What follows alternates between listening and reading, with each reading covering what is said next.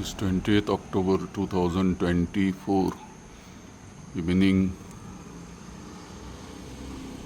past 8 p.m.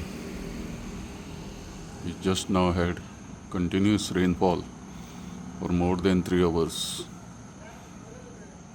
And every evening now it's going to rain for next 4-5 days. There is a depression in Arabian Sea and there is a cyclone developing in Bay of Bengal. Recently there have been record rains in Bengaluru and Chennai. There is no issue.